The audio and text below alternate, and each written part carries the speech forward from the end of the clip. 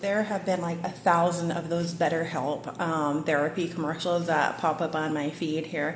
And I have nothing against going to a therapist, especially if that's what helps opens the door for you. In the one particular video, whether it was an actual person or a paid actress, I honestly don't know.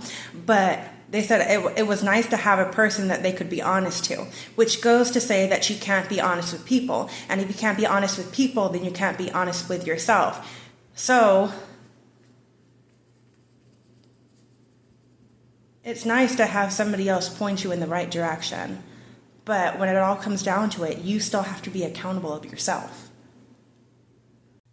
I'm not negating again the fact that therapy isn't a good thing. I imagine that it would have helped me when I needed it, back in the day, if I had it, if it was a tool that was offered to me. And at certain points, it is nice to have somebody see you or figure out how your brain works so that they can probe you in the right direction.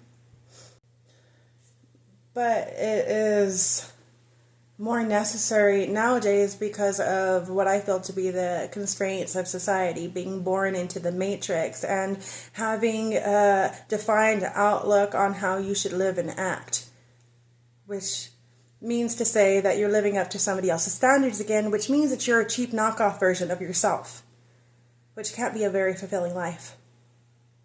A lot of the work that I've done, I had to do within myself to be accountable and loving and find the reason to fight within myself, something that other people might be able to install in me, but only I can choose to believe. And even more so when you've made wrong decisions in your life or you feel bad about something that you have done, take accountability of it would be fairly hard to do, especially depending on where your heart was and the reason behind your ego at that time. Because it would mean that you would have to be accountable for your mistakes, whether it was for good or for bad, for whatever intentions you were hoping for yourself or somebody else due to a lack mindset, envy, greed, hate, anger. Where did that all stem from? And victim mentality.